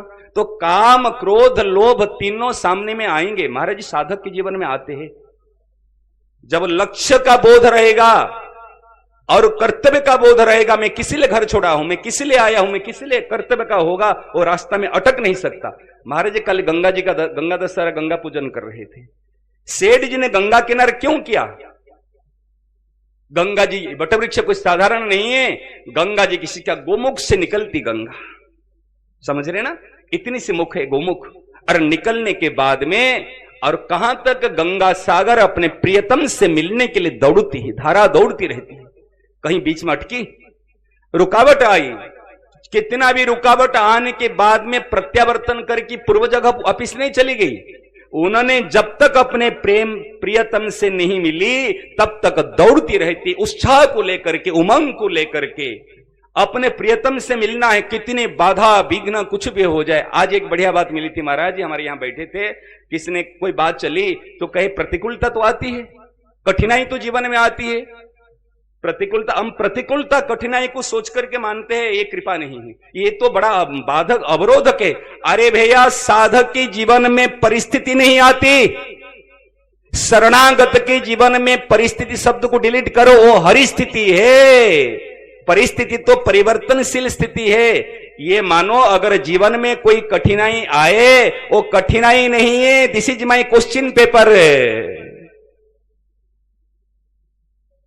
बाबूजी समझे? कोई प्रतिकूलता आई तो this is my question paper, solve it. अगर एग्जाम के लिए जाओगे, आपको क्वेश्चन आएंगे तो क्या आपको इजी क्वेश्चन आएंगे? जो आप कोई डिफिकल्ट क्वेश्चन आएंगे तो क्या करेंगे? क्वेश्चन पेपर फाड़ दोगे, गुस्सा करके उठ के आ जाओगे। ऐसे महाराज जीवन में चलते समय कोई प्रतिकूलता जो आती है ना, तू अगर पढ़ाई किए है, अगर कोई विद्यार्थी कहे मैं पढ़ाई तो करूंगा लेकिन एग्जाम नहीं दूंगा, चलेगा? मैं सत्संगी हूं, साधन तो करूंगा, लेकिन मेरे जीवन में ऐसा समय हो कोई अपमान नहीं करे, कोई गाली नहीं दे, कोई तिरस्कार नहीं करे, कोई सब ही अच्छा कहे, सब ही अच्छा कहे, तो सत्संगी है ना साधारण है? अरे भैया, जो जितने हायर एजुकेटेड है वो इतने कॉम्पिटिटिव एग्जाम देगा तब तो आगे बढ़ेगा। ऐसे हम यदि परमात्मा प्राप्ति चाहते, हमारे जीवन में ऐसे क्वेश्चन पेपर आते रहेंगे। ये प्रतिकूल परिस्थिति हमारा जीवन के क्वेश्चन पेपर है। क्वेश्चन पेपर को देख करके भगो मत, फाड़ो मत, दुखी मत होना, उसको सॉल्व करना। सॉल्व कौन कर सकता? जो पढ़ के गया है। जो पढ़ाई नहीं किया है वो कैसे सॉल्व करेगा? महाराज जी, यूपीएससी एग्जाम में कोई रटी हुई बात काम नहीं आती, और अचानक क्वेश्चन किया जाता है, अचानक यूं, कैसे बताऊं आपको? ऐसे क्वेश्चन की जाती है जिसमें बुद्धि भी काम नहीं करेगी। तब तो कोई एक स्टेट को संभालने के लिए कलेक्टर बनाएंगे, उनको दायित्व दिया जाता है, आईएएस बनेगा तो आईपीएस बनेगा, तो एक स्टेट को संभालने के लिए इतनी सारी चीज है, और हम पूरी जगत ब्रह्मांड की सेवा करनी, तो कितनी बड़ी परिस्थिति आएगी जीवन में।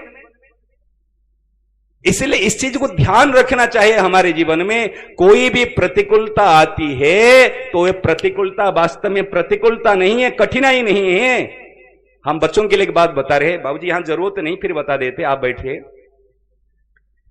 Impossible and difficulty is like a bag full of cotton, heavy for those who seat but light for those who carry it. ये जो कठिनाई कहते हैं ना, ये कठिनाई क्या है? एक सामने में भरा हुआ कॉटन माने रुई से भरा हुआ एक बैग है, और इतने बड़े बैग है, कौन उठाएगा?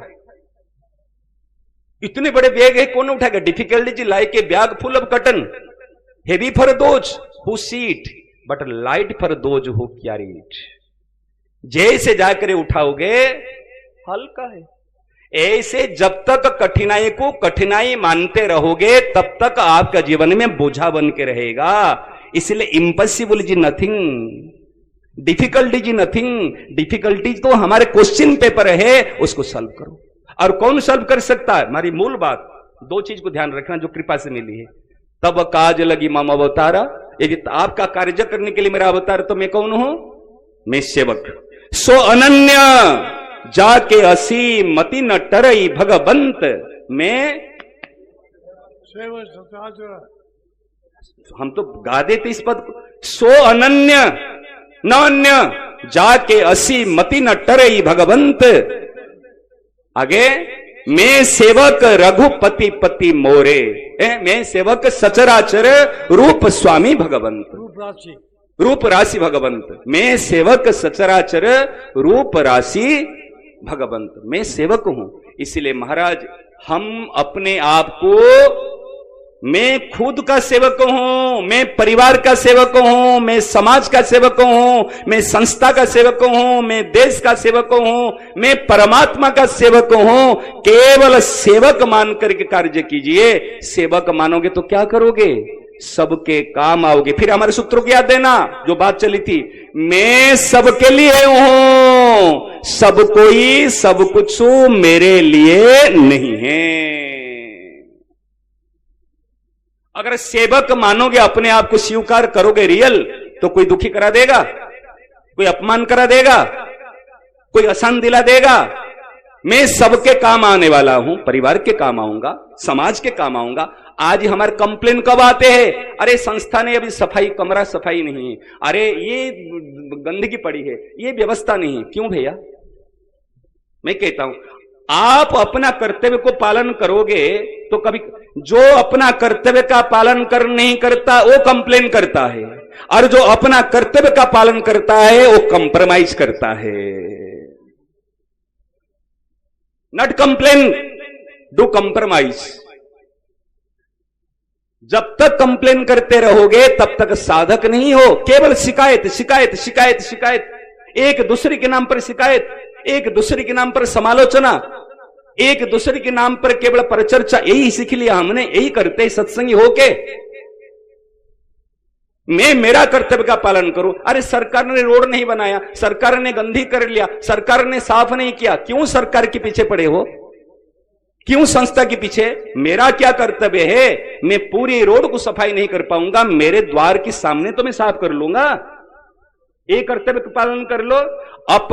मेरा कहने का तात्पर्य है, व्यक्ति जब कर्तव्यच्युत हो जाता है तब उनकी दोष दृष्टि होती है। जब कर्तव्य का ज्ञान होता है उनको कभी दोष दृष्टि नहीं होती, अपने दोषों की दृष्टि जाती, मेरी क्या कमी है, तो फिर अपना काम संभालता। तो तीन चीज महाराज इस बार सूत्र से मिली, कर्तव्य का बोध, स्वरूप का बोध, कर्तव्य का बोध और लक्ष्य का बोध। मेरा लक्ष्य है दो काम के लिए आज महाराज श्री ने कहा, सेवा करना और भजन करना। सेवा भजन कौन कर सकता है? सेवा सेवक कर सकता है और भजन उपासक कर सकता है। भजन माने जीवन की आवश्यकता है, मुझे केवल सत्य की आवश्यकता ये है भजन, और केवल मुझे दूसरे की हित की आवश्यकता ये है सेवा। क्या केवल मैं करूंगा तो दूसरे का हित करूंगा? सेवक कभी अपना स्वार्थ के लिए, यदि अपना स्वार्थ के लिए कोई करता है वो सेवक नहीं हो सकता। अपने सुख के लिए कोई कुछ करता है तो सेवक नहीं हो सकता। अपना सुख के लिए कोई जीता है तो उपासक भक्त नहीं हो सकता। तो विचार करो हम कौन हैं? इसीलिए पहले आपको बताया था, ध्यान होगा, बनने में सावधान। महाराज जी की श्रीमुख से हमने सुना था करने में सावधान, ये नई बात मिली है, बनने में सावधान, फिर करने में सावधान, फिर पाने में सावधान। अब पाने में सावधान क्या है? महाराज जी हमारे बच्चे कहते शिक्षित बच्चे हैं, हमारे एजुकेशन ऐसी है, हम विदेश में पढ़ रहे हैं, विदेश में पढ़ने से क्या हो गया? क्या क्या उल्टा देंगे? क्या विशेषता होगी विदेश से पढ़े? 4 अक्षर अंग्रेजी सीखने से कोई शिक्षित तो हो गया? हम भी मानते थे हम पढ़े लिखे महाराज, क्या 4 अक्षर या अंग्रेजी भाषा सीखने से कोई शिक्षित हो गया? जिनके अंदर संस्कार नहीं है वो शिक्षित कैसा? मैं तो बच्चों को कहता हूं तुम पढ़े लिखे मूर्ख हो, तुमको अंग्रेजी पढ़ना तो आता है, अंग्रेजी समझना नहीं आता। Cigarette smoking is injurious to health, smoke kills लिखा गया है डिब्बे में, देखना पढ़ लेना, परंतु वही पी रहे। जो अनपढ़ है वो नहीं पी रहा, ड्रग्स ले रहे, आज कितने कितने चीज ले रहे, पतन तो हो रहा ना नहीं हो रहा है। तो कैसे शिक्षित है? जिनके अंदर संस्कार नहीं है, क्योंकि उनको संग नहीं मिला, उनको सलाहकार सही मिला नहीं मिला। कल प्रसंग बताएंगे, समय हो गया। हमारे जीवन में 4 चीज, शिक्षा, संस्कार, संग और सलाहकार। जिसकी जीवन में गलत सलाहकार मिले उसका पतन हो गया। आज कौरवों का पतन किस लिए हुआ? उनके सलाहकार कौन था? अच्छा, कैकेयी जी के सलाहकार कौन थी? आज इतिहास उठा के देख लो, किसी के जीवन में अगर पतन हुआ, कुसंग और कुसलाहकार। इसलिए हमारे बच्चों के जीवन में देख लो, वो किसके साथ संग कर रहे हैं और उनका सलाहकार कौन है। ये प्रसंग कल चलाएंगे। बाबूजी आज जो बात मिली ना, आप सामने बैठे, लगता मुझे महाराज जी को सुना रहा हूं। सच्ची बात, उन चीज उन्हीं की है, दी हुई उन्हीं की है, उन्हीं की चीज हम महाराज जी को सुनाते तो महाराज गदगद हो जाते थे। ऐसे आप बैठे तो ये बात लग रही है, वास्तव में बात तो इतनी ही है। तब काज लगी ममावतारा, आपके काज के लिए मेरा आना हुआ है, हम सब लोग सोच ले। फिर क्या है? सुनते ही भय हूं, फिर महाराज उत्साह तत्परता साथ साथ में आ जाएंगे। फिर कोई कार्य असंभव नहीं है, हम सब कार्य कर सकते। 3 बात, कर्तव्य का बोध और स्वरूप का बोध और लक्ष्य का बोध। ये बात नहीं मिली महाराज, ये शास्त्रों की निचोड़ बात है। इससे कोई ऊपर बात हो तो बता देना। आज कहा था एग्जाम लेने के लिए, तैयार हो के कौन कौन आया है?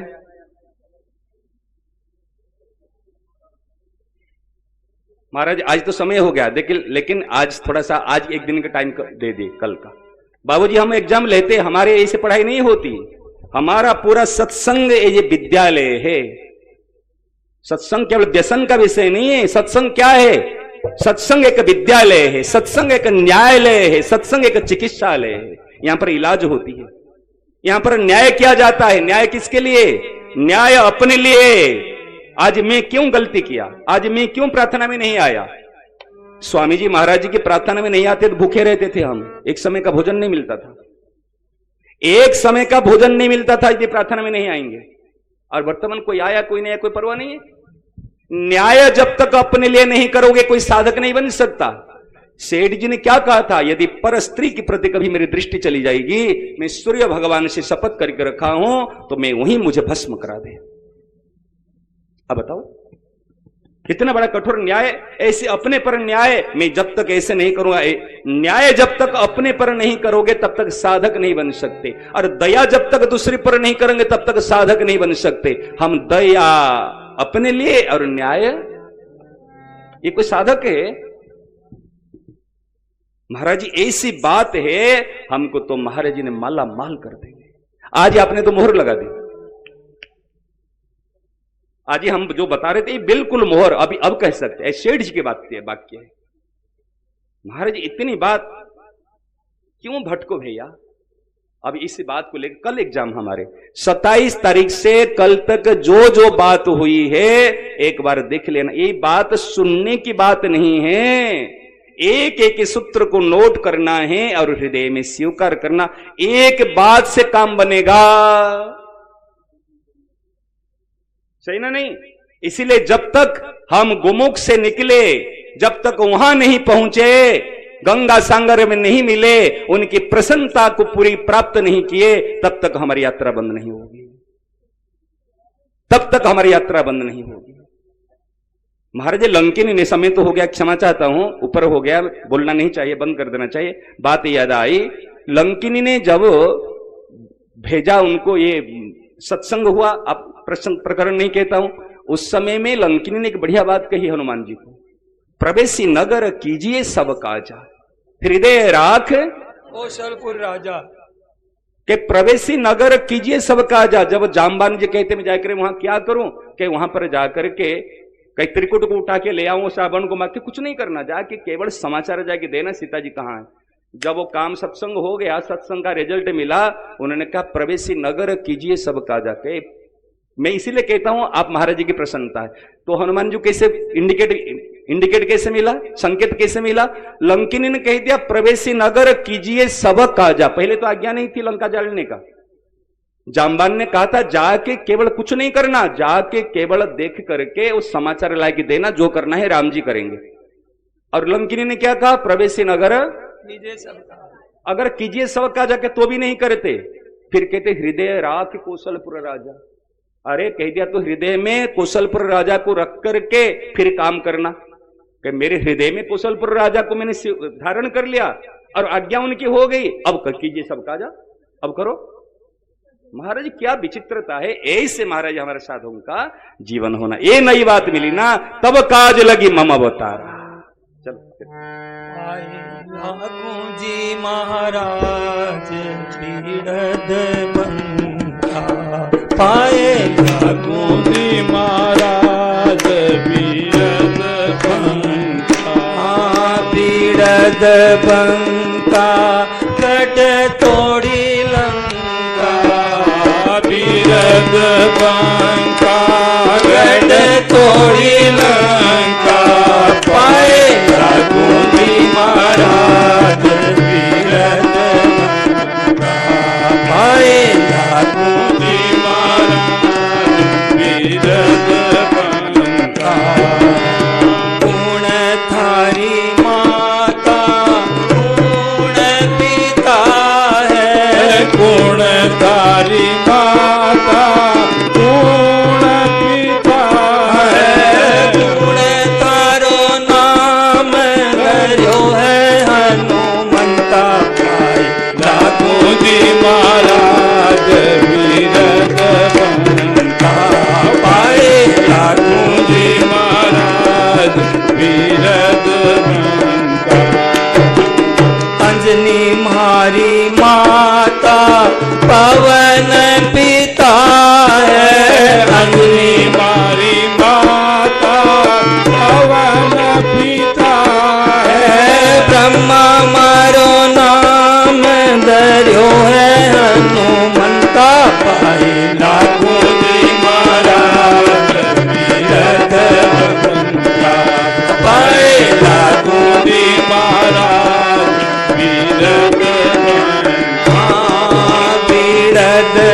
लंका गढ़ तोड़ी लंका बीरद बंका गढ़ तोड़ी लंका पाए लागू जी महाराज बीरद बंका पाए लागू जी महाराज बीरद बंका कुण्या जी रे सतसू सागर उतर्या कुण्या जी रे सतसू सागर उतर्या कुण्या जी रे बल तोड़ी गढ़ लंका कुण्या जी रे बल तोड़ी गढ़ लंका पाए लागू जी महाराज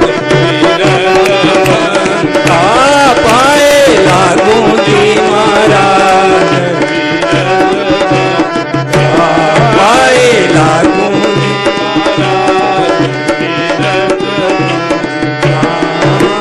सिया जी रे सतसू सागर उतर्या सिया जी रे सतसू सागर उतर्या राम जी रे बल तोड़ी गढ़ लंका राम जी रे बल तोड़ी गढ़ लंका पाए लागू जी महाराज बीरद बंका पाए लागू जी महाराज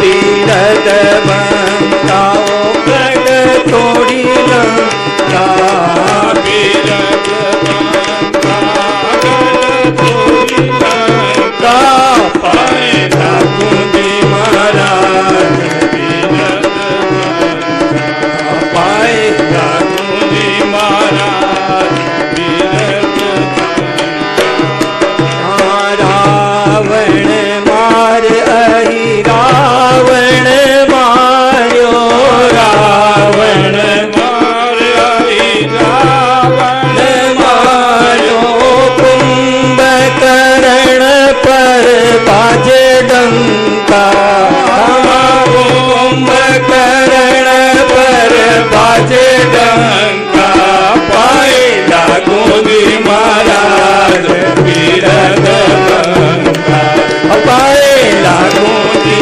महाराज बीरद बंका बीरद बंका ओ गढ़ तोड़ी लंका बीरद बंका रे गढ़ तोड़ी लंका पाए लागू जी महाराज बीरद बंका पाए लागू जी महाराज बीरद बंका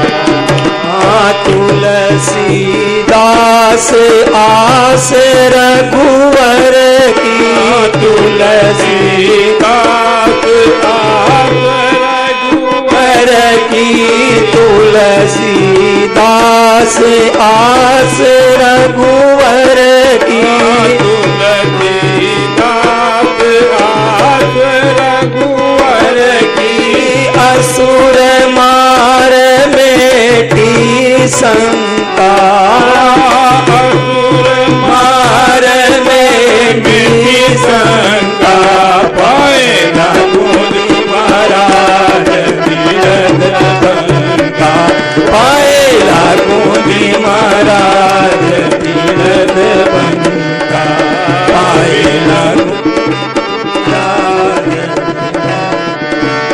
वीर हनुमाना अति बलवाना वीर हनुमाना अति बलवाना राम नाम रसियो रे मारे मन बसियो रे वीर हनुमाना अति बलवाना राम जी को रसियो रे मारे मन बसियो रे वीर हनुमाना अति बलवाना राम नाम रसियो रे मारे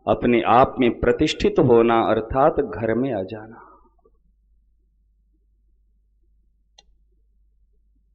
आज महाराज श्री ने कृपा करके जो बात दी है भूलना मत। बड़ी सुंदर बातें, बड़ी विलक्षण बातें हम सबके लिए दी है, हम सबके लिए। बस 3 बात तो सूत्रात्मक है।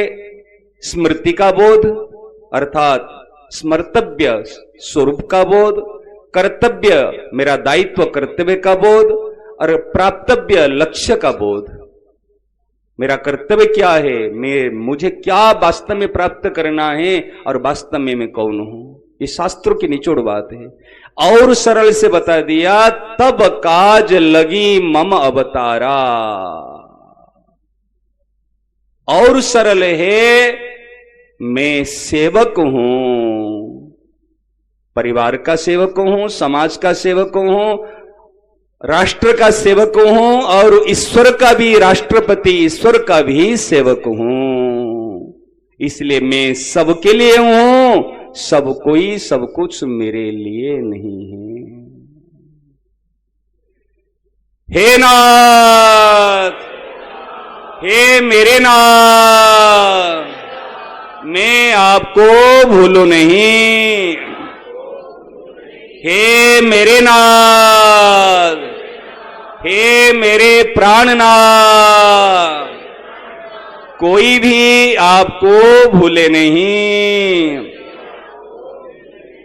सियावर रामचंद्र की, मोर मुकुट बंसी वाले की, श्री गंगा में